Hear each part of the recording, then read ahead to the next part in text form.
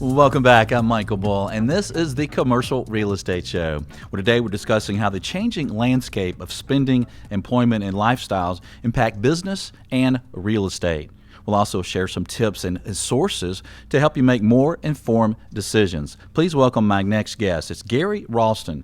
Gary is the second most accredited commercial real estate professional in the U.S., including designations like SOR, CRE, and CPM. Gary is also a senior instructor for the CCIM Institute. Gary, thanks for being on the show with us today. Well, it's a pleasure, Michael. I'm honored to be a participant, and I have a passion for commercial real estate, so being able to speak about it is a pleasure. Well, thank you for joining us. And, certainly demographic and employment and spending and migration trends can be used to make better decisions related to site selection and all types of real estate decisions. So, Gary, let's say that an investor is looking to buy an office building. What are some methods and sources to consider future demand trends for a certain building and location?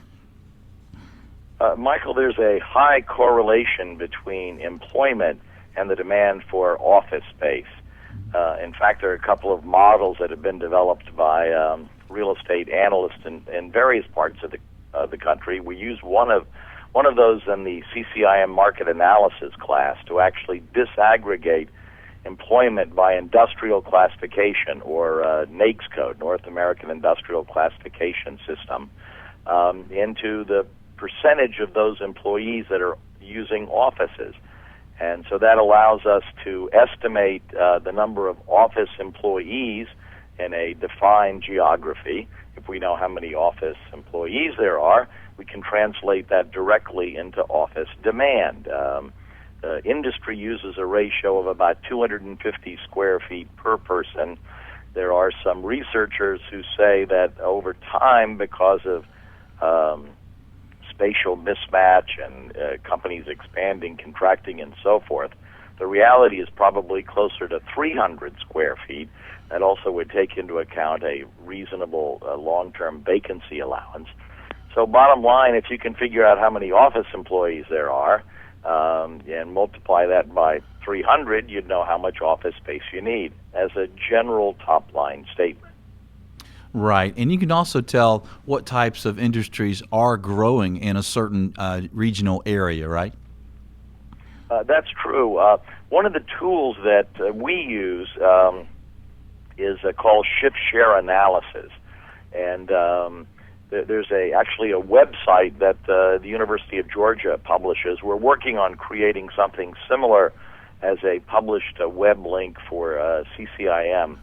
But it allows you to look at changes in employment over a defined period of time. Typically, you look at the last 2 or 3 years, as the case may be. And the major industrial classifications, the process takes that change in the number of jobs by industrial classification and compares it really in 3 different ways. One way says how much would employment have changed if it matched the general growth of the United States, kind of the, rising tide floats all boats. The second asks how much would have changed in employment in that industrial classification if the local economy performed exactly lockstep with the national economy in that industrial classification. And the third and final step is called kind of regional impact. But what it really does is it isolates the number of jobs, the changes by industrial classification, that is in the local economy, where it performed differently than the nation and differently than people in that same job, if you will, around the country. And so that allows you to kind of circle and isolate something and say, what is that going to do for the future? Could we expect it to continue on this positive trend? If maybe there's a meaningful decline, it allows you to ask some specific local questions is that attributable to a specific industry that closed? And what's the future impact of that going to be? Will someone backfill? So those are really good tools to help you understand the market. Those analyses are done, the smallest unit of geography for which you can do that kind of analysis is really a county. You can do it by county or by a metropolitan statistical area, which could be one or more counties. It's a good way to isolate which industries you'd want to focus on, which industries maybe are deteriorating, and you might want to avoid. So it helps in picking targets for office users. Yeah, and that's very important because real estate, when it comes down to it, is local, and so those analyses can be very important. We're going to take a short break here. We'll be right back with Gary Ralston. We'll talk some more. Next, we'll talk about retail and how to do some site analysis. I'm Michael Bull. This is the Commercial Real Estate Show. We'll be right back. The Commercial Real Estate Show is brought to you in part by your friends at Bull Realty. When your business requires proven performance, visit bullrealty.com or call 800-408-BULL.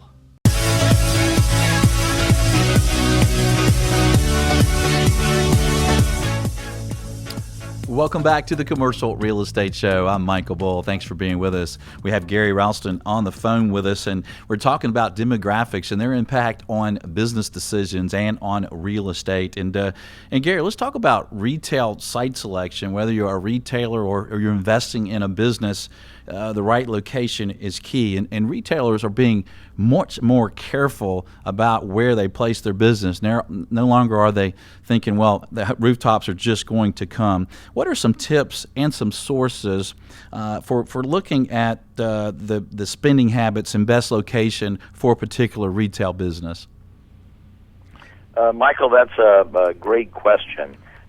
Most retail chains today that have more than 50 stores or so use a rather complex system called an analog fit model, where they take the existing stores and they extract certain demographic information about those stores, and then they apply those as standards to a potential new store location. And the more stores they have, that gives them the larger data points, the more accurate they are. The problem for those of us on the other side of the table, the landlords and service providers, is we don't know the exact sales of all the existing stores of a retailer. So we have to do a little reverse engineering. And that's really the key to success in retail real estate. The first step in that reverse engineering starts at understanding the geography. So we look at a market area and then a trade area as something that we try to extract demographic information about to prescribe a location for a retailer. The market area is often something that could be as much as 5 or maybe 10 miles, or if there's a lot of density, maybe just a few miles. It typically is a commercial corridor, and it connects two other commercial corridors, and you would tend to isolate that using traffic counts. As an example, there's a project we're working on now here in Florida that the market area is 6 miles. It's a east-west connector between two north-south U.S. highways. And we break it down into trade areas by looking for repetitive occurrences of major retail chains. In this particular case, how many Walmarts are there and how many grocery stores are there? Well, there happen to be 2 Walmarts and 2 public supermarkets in this 6-mile stretch. So it doesn't take a rocket scientist to say you clearly have 2 trade areas. That allows us to then isolate that smaller area, which is about 3 miles, and look for retailers that are missing, that might even be in the other trade area, or have locations that are in the perhaps larger geography but are not represented in that particular trade area. And we can then look at the number of people that live in that trade area, and there's a very sophisticated computer program done by ESRI that the CCIMs have modified that generates a report which shows allocations of disposable income for the people in this defined trade area, this geography. And so we can see how much they'd spend at a drugstore, how much they'd spend at a grocery store, how much they'd spend for hair products. So it gives us the ability to reverse engineer and make really good decisions about retail tenants and locations. Yeah, and that's important. I mean, these retail gap analysis can really be useful, and if you need something like that, look for CCIMs around the country that know how to do this and have access to these tools. And what are some other tips for finding the location? Like you mentioned, a 6 mile radius and that type of thing. But a lot of times you're using drive time in retail, aren't you? Yes, yeah. That's an excellent point. In the old days, everyone worked on radiuses. We think about distance duration for defining the boundaries of the retail trade area. But when we extract demographic information, we rely very heavily on drive times. And computer programs today make that pretty simple. Often, out of the box, we look at a 1, 2, 3 mile radius and then a 5-minute and 10-minute drive time. And we compare that information about the demographics of those geographies to increasingly larger units of formal geography. So we might then use the county, the state, and the United States. And that's a wonderful way to ascertain gaps and opportunities to the extent there is a higher concentration of population under 4 years of age in the trade area that you've defined compared to the state and the country. That child care and child products are going to be very popular there, and the retailers that focus on that sector would be successful. And how can you tell, Gary, how many of the shoppers in a certain area are in that area and how many are coming from outside the area? And we're short on the break, but you got a tip there?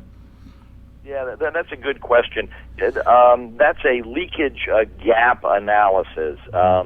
Displaced sales is what it's called. And it's really reliant upon certain large generators. You'd have to make an adjustment if there's a big employer or a big draw like a regional mall.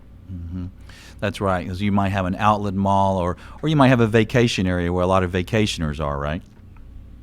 Well, that's true. We've done some work since we're close to Disney, which takes into account geographies where very few people live there, but there are a lot of tourists and visitors with second homes, etc., that are wonderful spenders, so to speak.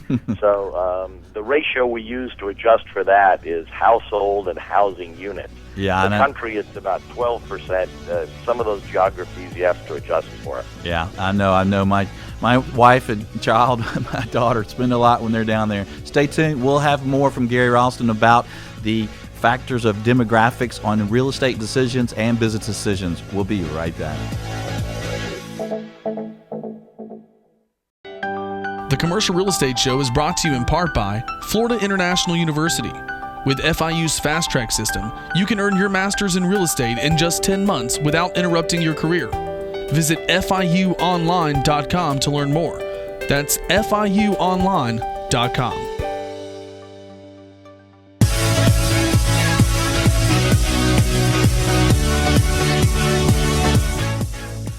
Welcome back to the Commercial Real Estate Show. I'm Michael Boyle. We're talking about demographics and their impact on business and commercial real estate decisions. We have Gary Ralston on the phone with us, and he's a senior CCIM instructor, among other things. And Gary, what are some of the shifts in demographics that might impact commercial real estate moving forward?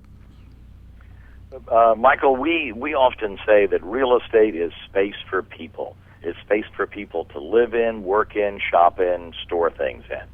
So in the very simplest terms, when you analyze demand, it's just people. How many people are there? And there are some shifts going on in the country which have been happening for a decade or two, but are intensifying. For example, we think about it nationally as the big three, California, Texas, and Florida. About 27% of the population in the United States is concentrated in those three states. those three states over the last 3 years since the 2010 census account for about 45% of the growth in the United States. Wow. And that's really a good thing. More people creates more demand for real estate. The other part of that is jobs. People tend to follow jobs. And so if we mirror the same thing with, job creation, the last 2 years in jobs, the kind of 2012 through 2014 numbers, the United States created about 4.9 million jobs. So we're back to now peak employment in the country. Non-farm employment's a little north of 139 million. But if we look at these three states, the three states, California, Texas, and Florida, account for about 25% of the total jobs, but 40% of the growth. So 40% of the change in jobs over the last couple of years are these three states. It's where people are moving, and that's really good. It's good if you're there. It's not so good if you're in maybe Detroit or New York.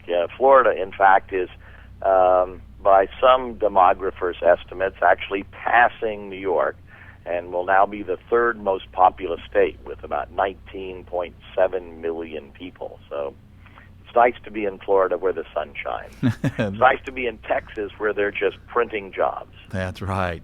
Well, in closing our show today, what is a tip that you could leave our listeners with related to using demographics and some of the trends with employment and shopping to help them make better real estate decisions? There are really two publicly available sites, which are the source for data, the basis for the comments that I made today. Mm-hmm.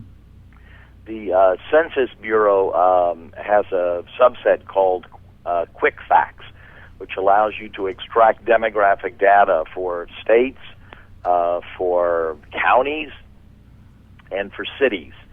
And looking at how your city compares, or county, the counties are really the most consistent unit of formal geography, how it compares to the state and the United States will help you to make better decisions about what's going on.